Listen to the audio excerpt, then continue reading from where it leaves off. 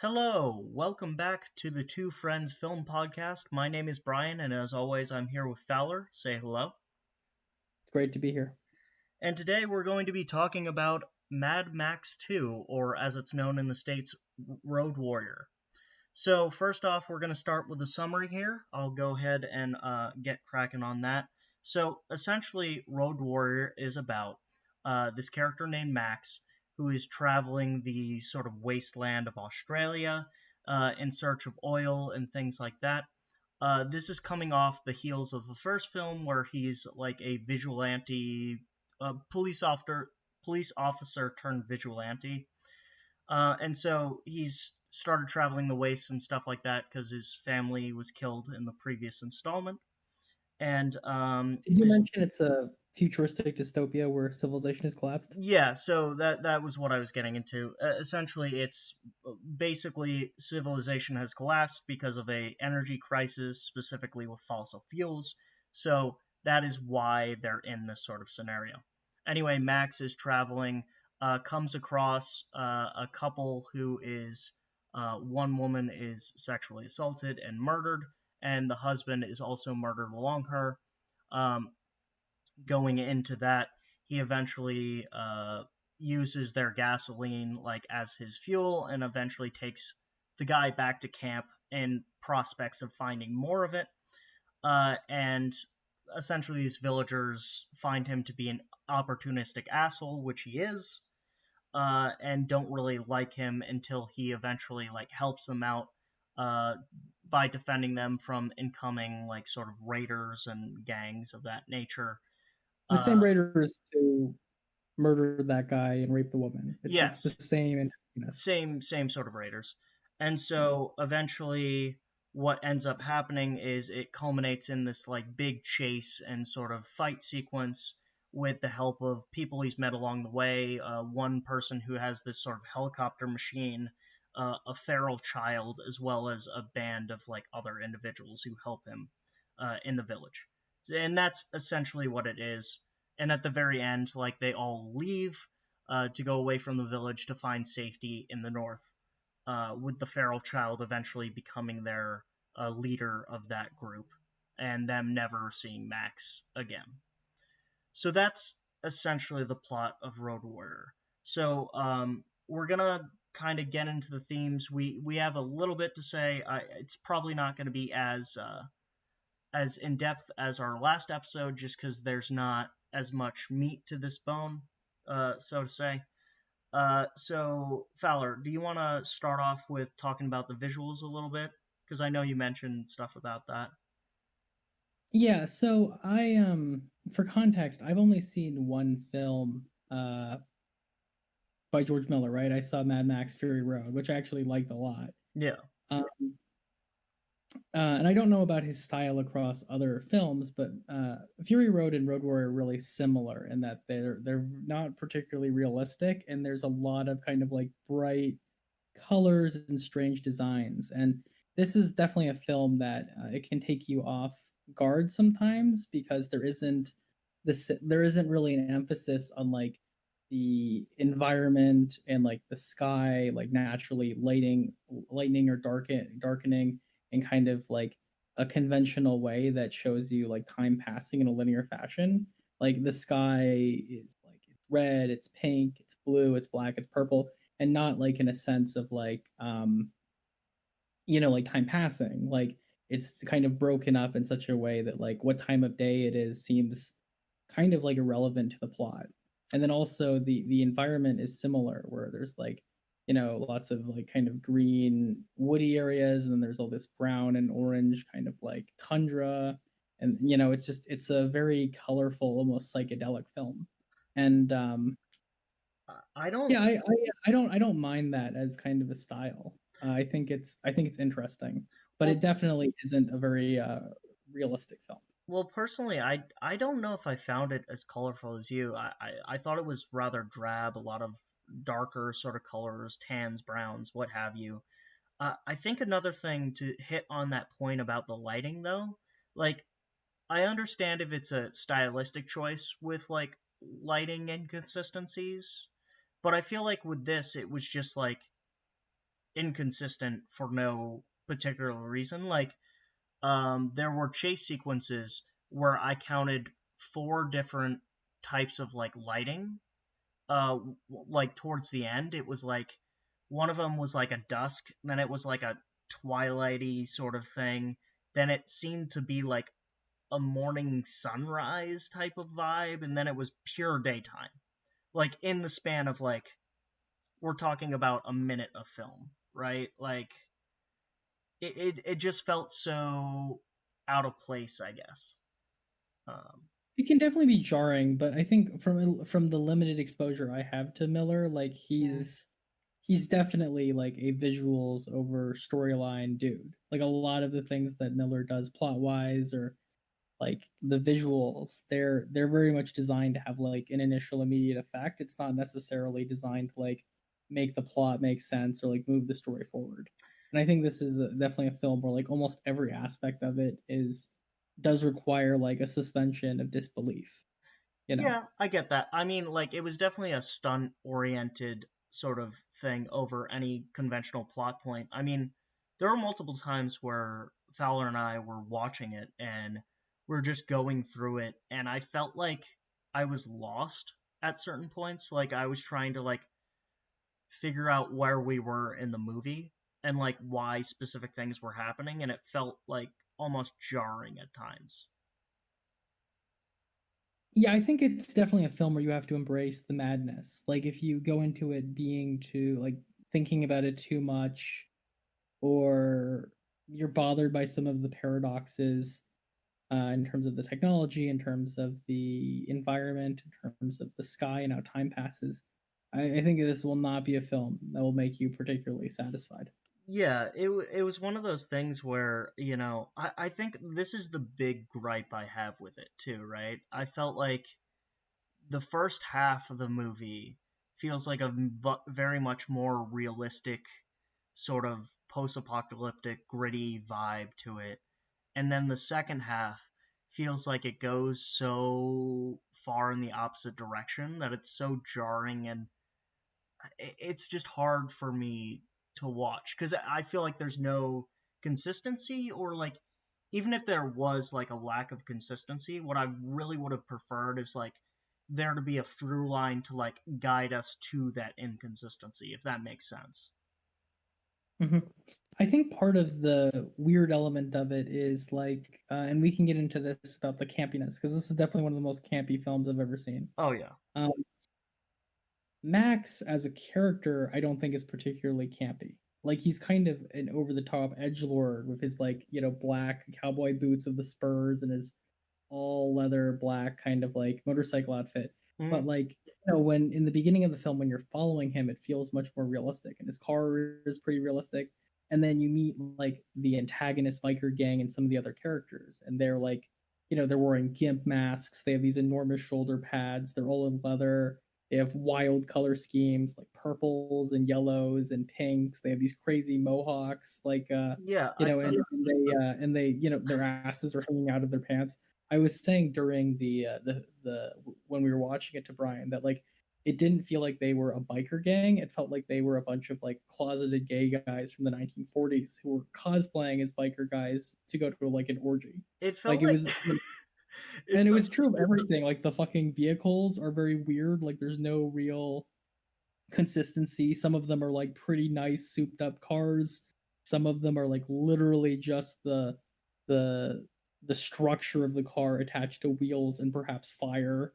And then the weapons are pretty insane too. Like some people have like machine guns and like shotguns and other people and flamethrowers, and then other people have like fucking boomerangs and medieval crossbows. Like it's just a very or like a but I fucking think there was like a time where a dude threw a fucking trident, like like it was so like absurd. Like at certain points I was like, all right, I have to really suspend my disbelief because they're like another thing about like and this is just like the design of the camps, like their main defense of the main gate was like fucking flamethrowers in front of the like thing. And I think it an was like, oil rig, yeah. Yeah, yeah, not ideal. yeah, and I think it was like one of those things where George Miller was like, what would look cool as shit as like a defense of like this thing? And he was like, fucking flamethrowers, dude. And I'm like, I guess it looks cool, but it doesn't make much sense, you know? Yeah, Uh, the other problem with this film, and sometimes this works with campy films, I think, is that nobody in this film acts like people. And yes. sometimes, like a Rocky Horror Picture Show, it works. Like you kind of just embrace the fact that like nobody is a real person in that film. Hmm. But for this, it was kind of strange because a lot of the tension in the film was destroyed by the camp. And I could see why, like, if you were writing the script you would be perhaps like some of the tension and the reactions would be more normal. But like because of how over the top and campy and crazy all the characters are, it felt very unrealistic and weird. Like there's a point in the film where the bikers have surrounded like the village basically, and they're demanding to like get the compound and all the oil or they'll murder everybody. Hmm. And there's this serious debate among the villagers of like, oh, do we give it to him? Like maybe we just give it to him and we walk away. But like, the leader of the biker gang is literally a guy. I think his name is Lord Humongous, and he's Yeah. this like enormous guy with like a Jason Voorhees soccer mask, and then everything else is this like tight leather BDSM outfit where it's basically him in a black thong and then just leather straps that he's Yeah. naked otherwise. And And he's this completely unhinged maniac. Like he murders and rapes indiscriminately. He takes out his own men in front of the villagers, and he's like maybe in another film where it's less campy and everything's more normal. Maybe he's like he's a warlord, but he seems reasonable. But Humongous is just very clearly a maniac, and it doesn't. The tension doesn't make sense. The other well, one is I like people's sorry. reactions to their death are very strange. There's a scene in the film where the feral child he just like shows up with a fucking boomerang and he murders one of the biker gang's guys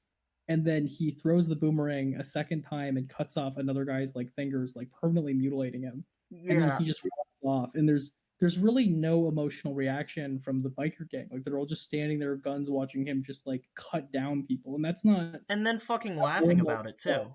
Like, Yeah. like it's one of those things where I think campiness works with some films, right? Like I love Raiders of the Lost Ark, right? But that is a campy fucking, popcorn like film.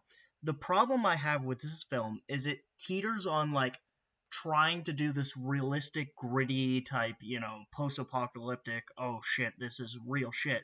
And then just being like so absurd and farcical that you're just like it's just this cognitive dissonance that I'm just like having to grapple with while watching this film.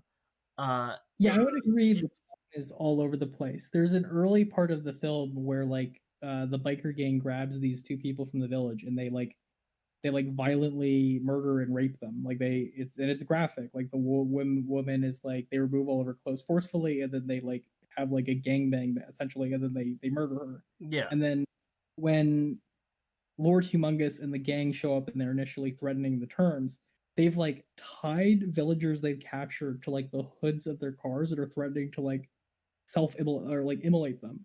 And then, there's a scene right in between those scenes where like, one of these guys is just losing his shit because one of the biker gangs, his lover, and another member of the biker gang dies. And Humongous has this kind of weird, humorous scene where he's like choking him out to avoid him from like doing a genocidal rampage. And this yeah, film just has that problem where it's like, if you're going to go all camp, maybe the torture rape scenes are not necessarily necessary. yeah. And then if you're going to go hardcore with it, maybe like Humongous and some of these other characters, you need to tone them down and not have the humor element of their characters because it feels very disjointed. Yeah, it's the weirdest thing, and that actually segues nicely into like talking about the costumes as well, and the kind of ridiculousness I felt with that is like everyone in this film, like we briefly talked about this, but everyone in this fucking film has like the most gaudy leather you could possibly find in the world. And they are, mind you, in Australia, what is, I presume, probably their summer months given the climate and like what it looks like. Uh just fucking fully in love. Like that could not be fucking fun or great to be out in, right? Like and and not only that, but like some of them have that like donned leather type shit, but like we also talked about, it's like some of them like have exposed ass cheeks or like exposing like most of their body when they're in these sort of, and it's like they never really pick a lane. It seems like they kind of just do one extreme or the other extreme. You know what I mean? Yeah, it's a very strange film. Um, I think in many ways, like a lot of the things that this film does well are the things that Fury Road does better. Yep. Like it does feel like this film is like a prototype of Fury Road, where like a lot of Road Warrior has a lot of ideas and themes and visuals, but like maybe it was the technology, maybe it was just Miller wasn't experienced enough, but it feels like kind of an incomplete product that he really didn't master until way later in his career. Yeah, I feel like you're very spot on with that. It feels like definitely a roadmap to what he created later, which like I said, I've seen me and my buddy, not Fowler, but another buddy of mine sat down and watched every single Mad Max film. And the consensus was that Fury Road was by far the best product. And I think a lot of that was just Miller fine tuning what worked and what didn't. I think there's a lot of times where I'll watch like a director's work and just realize, oh, okay, this is where he realized what the sauce was, right? Like Mhm. what I think there are a works. lot of very clever things he does in Fury Road that work better. Yeah, yeah, I think in Fury Road, it's much less realistic, and maybe that's like he had a way bigger budget. But hmm like the cars in Fury Road and the weapons, like the guy with the flaming guitar, or like the the cars that are basically just enormous balls of spikes with engines in the middle. Like I think it worked better because he didn't really try to like balance between realism and fantasy. He was just hmm like, fuck it, like nothing in this film is going to feel realistic, and that we're going to embrace that like super stylized style. The yeah, other thing I think he did is I think he structured the plot in such a way that a lot of the crazier, campier characters make sense. Like in Road Warrior, there isn't really a reason why Humongous and the bikers are just so obviously deranged, but in Fury Road, Immortal Joe and his men, they're in like essentially a suicide cult. And a lot of the more insane, unhinged, campy things that he does, they do, like it makes sense for the plot because of the yeah, way it's structured in. So yeah, it feels like a much more complete product that really like leaned in on the things that Miller wanted to do in a way yeah. this film does.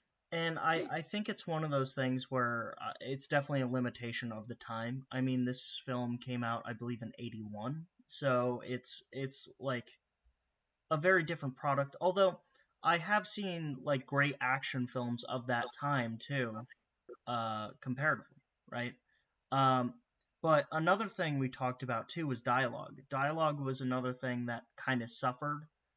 You know, they went with a rather minimalistic approach, right? Um, so George Miller, he decided to have Mel Gibson's character Max specifically only say 16 lines of dialogue in the entirety of the film, right? And And that's a choice you can make. But I think what needs to compensate if you're going to do like a low dialogue sort of option is you have to be very very strong visually. And like we've talked about, it felt too inconsistent to really rely on that. I mean, what did you think about that?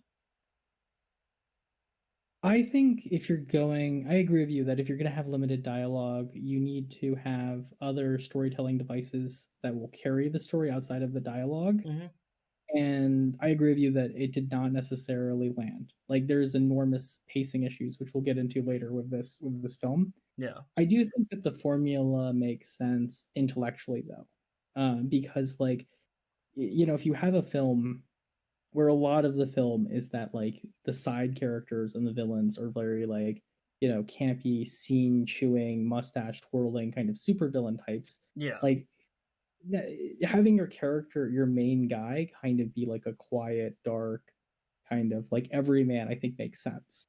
And I think you can see this with Fury Road, where also Tom Hardy's character is also kind of a quiet, bland, uninteresting character, but it still works as a film because the pacing is way better, and Tom Hardy's more restrained performance allows like Immortal Joe and his gang of psychos and like Furiosa to like pop more. You know, there doesn't need to be. I think it makes sense. Like if you're going to have like this big, rich supporting cast, like you have to tone down other elements of your story, otherwise it can become a bit much. Yeah, and it's one of those things where for me I really felt like this film could have done like a better job as it relates to like I felt like it needed to find where it perfected its formula. Because there are some things I do genuinely like about this film. I mean, the atmosphere is really cool. Like, I do love that, like, post apocalyptic societal collapse type beat, you know? I've always been a fan of, like, things like the Fallout series, although that's a little different because it's more of this futuristic sort of 1950s vibe. But for me, this film I felt like it had a lot of potential, but it kind of let me down. And I watched this film many years ago with my father, and I loved it. But now looking back on it, I just feel like there's a lot of things that didn't work as opposed to did work. Um, Hmm. but I could see that. yeah, I think it's hard with older movies to fully evaluate them hmm, because like people take that formula and they have better technology and they have better editing and they have better CGI and they can really fine tune your existing stuff. I oh mean, yeah, watching this film really made me appreciate Rashomon more, which was from like the 1950s, and I thought aged excellently. yeah, Like there are some elements of Rashomon that like the camera work is a little simpler than a modern film, and it's a much slower paced film. hmm, But like on a technical level, I think Rashomon has really done quite well for itself in a way that like I think Road Warrior is just it's totally overshadowed by not only like Miller's other project Fury Road, but like other like super campy you know, films that leaned into that kind of fantastical element way more effectively. yeah. I mean, Raiders would be the probably most clear example I could give. I forget if Raiders came out before or after this, but like its campy and pulpiness like kind of worked for what it was trying to do, and it balanced that supernatural element pretty well because it was like leaned into it more, I guess. Mhm. So another thing I wrote personally down, which I had a gripe with, I don't know if you made as much of a note of it, but editing. Editing was a big issue, I thought. Specifically, we talked about like the visuals as it related to the, lighting in these chase scenes and everything. But I also something I didn't really like was, for some reason in that last sequence, specifically, I don't know if it was a decision made by Miller personally or in the editing room itself, but they sped up a lot of sequences of the chase, and some actions of the characters, like in terms of like violent sort of things. Um, it just felt kind of weird and out of place because, like, in the first half of the film, there was never that editing choice at all. And in the second half, it was kind of more there, especially in that bigger chase sequence at the end. So I'm curious, like, when if you like noticed that, what did you think of that in particular? Like, did you find it to be jarring as I did, or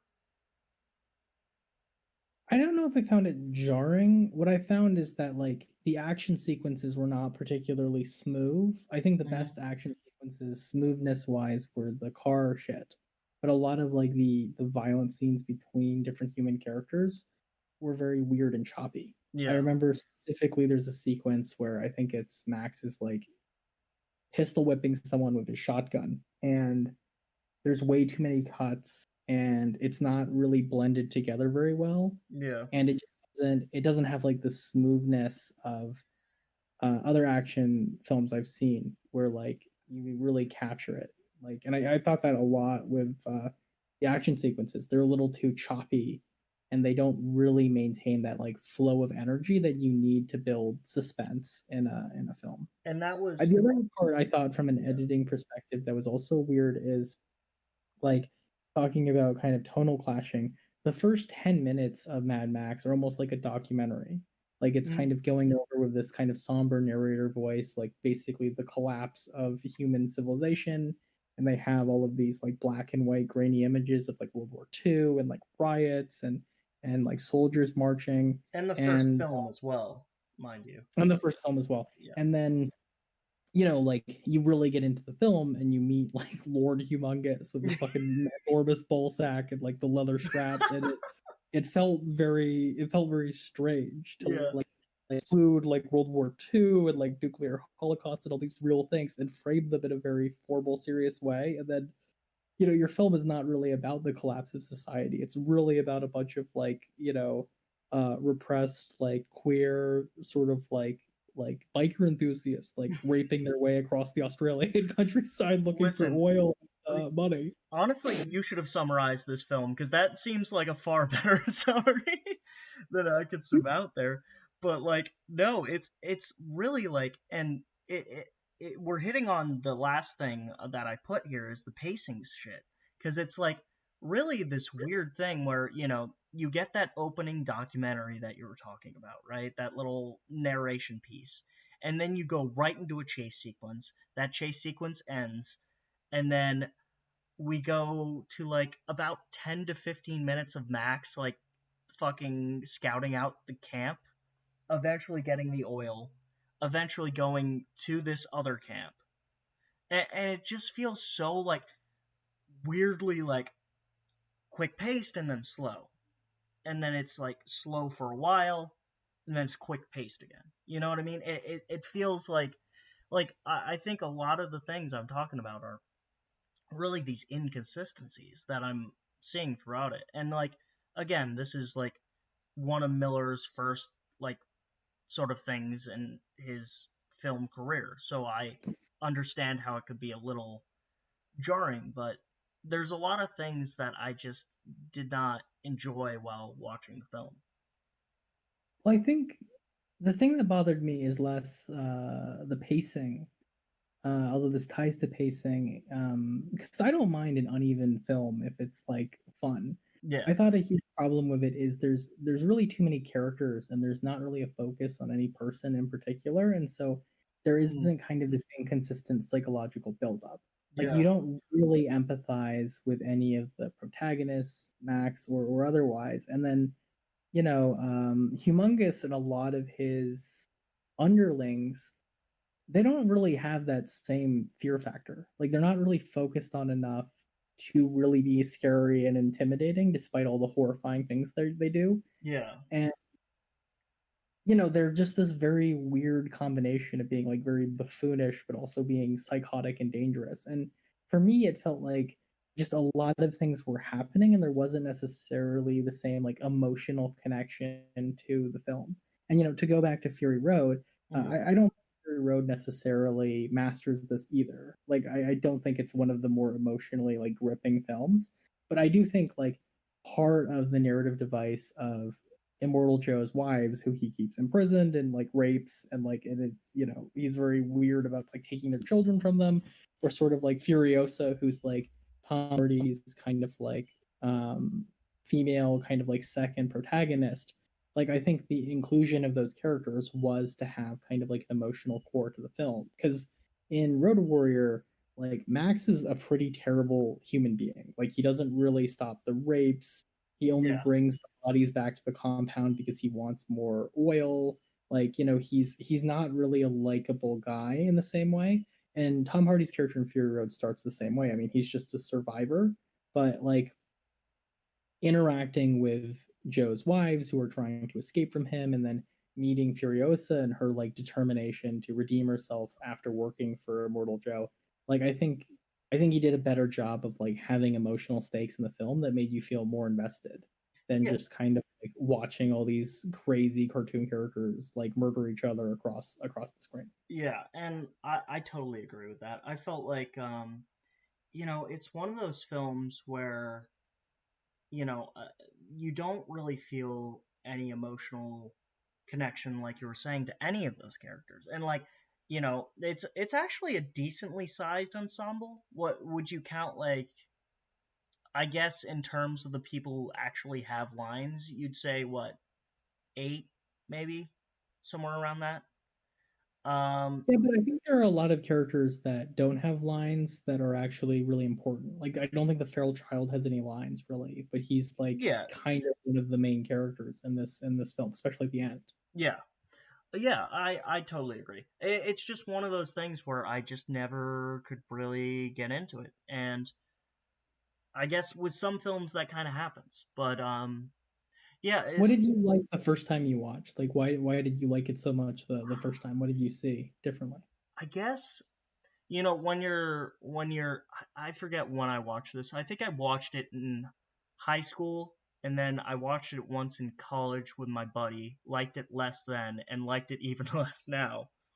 Um, and I think when I was a kid, like it was my first kind of fortes into film, right? I had always been told by my dad, "Oh, this is one of the best action films like ever created," like da da da da da. And so I was like, all right, sure. Like I go into it. I liked it because it was, you know, one of those films where, okay, I really like some of the action sequences. They're really cool. But I never really like turned my brain fully on for it. You know what I mean? Like I wasn't actually thinking about it critically from a film perspective.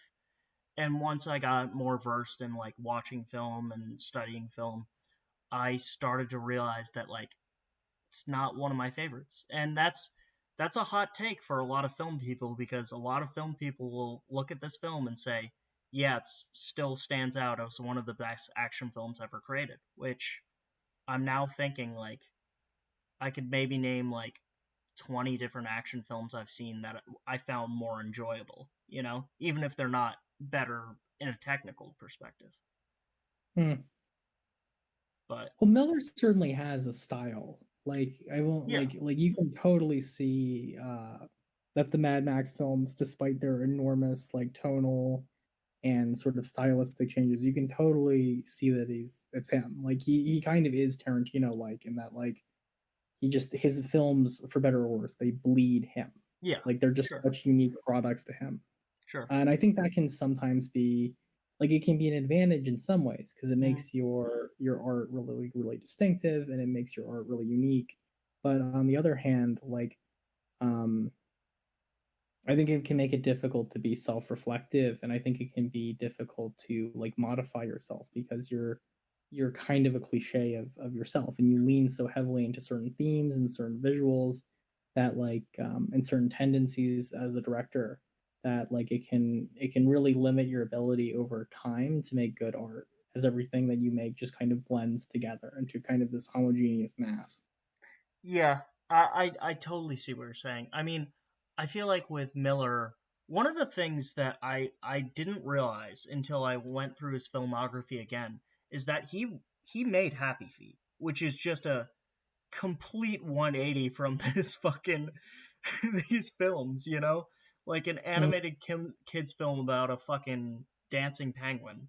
And then he was like, also like, I want to create a fucking fucked up post-apocalyptic thing where everyone is kind of queer coded, but I'm not gonna actually like go full tilt because it's the 80s.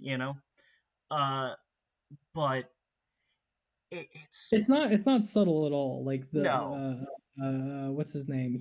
Lord Humongous's right hand man is very clearly in like a gay like BDSM relationship with like another man on the crew. yeah, no, very much so.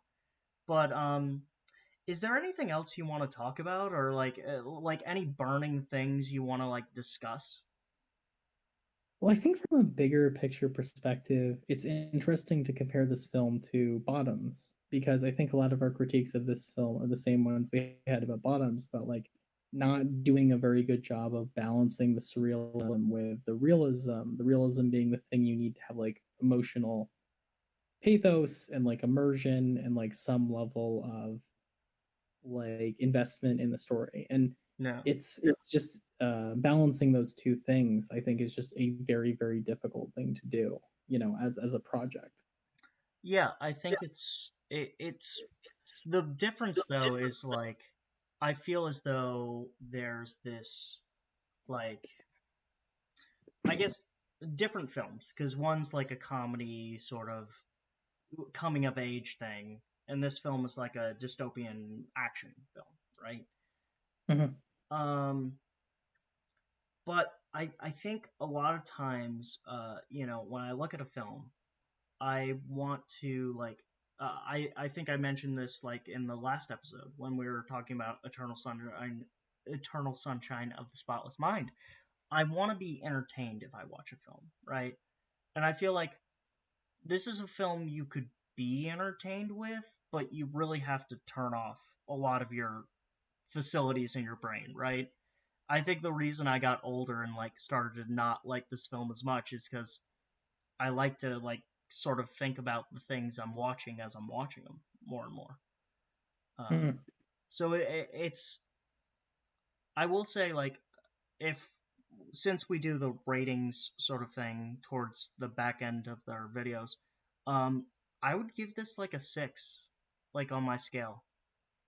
I think it's like yeah, I think it's like less than Bottoms for sure. I would agree. Bottoms is a way better product, I think, in Yeah, pretty much every way. yeah. I don't necessarily mind my films being wildly paradoxical or stupid. Like there are a couple films that I massively enjoy where you just have to like turn off your brain and they don't matter. I Oh think yeah.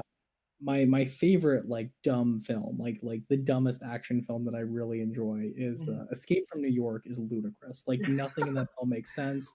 The plot is stupid. Everything is over the top. Listen, So I we give it a 6. But I don't know. There's potential here. Like I think if I was in the '80s and I saw this film, I'd be like, keep an eye on that Miller guy. He's yeah. wild. Yeah. Listen, love a good John Carpenter film, and I hope that we get to talk about his shit soon here because I really love his shit. you know. But Well, yeah, Brian is the one who showed me The Thing, which is one of my favorite films like ever. yeah, But we don't have just The Thing. Another John Carpenter film that I really love that Brian hasn't seen is They Live, which I think is it'll be interesting to see how it's aged. But like when I watched it the first time, I was in high school. I guess I was like blown yeah. away by it. I do want to watch, and this is sort of a back end tangent, but I do want to watch Dark Star at some point. I think that's what it is, right? The first one he did. I'm not Um, sure. it was I've not something. heard Dark Star is good though. I've heard Dark Star is one of his worst films. See, okay, I watched Ghost of Mars, and that shit was very bad. It was like he was trying something, which I appreciate about Carpenter, but like it was not working at all. But that's a side note for another time when we talk about Carpenter's work. But is there anything else you want to talk about before we sign off here, or What minute are we on? we're 38, so Yeah, okay, we can end it here. okay, cool. Well, that'll be it. So thank you guys so much for watching. Subscribe for some more film content, and I will talk to you guys in the not too distant future. Take care.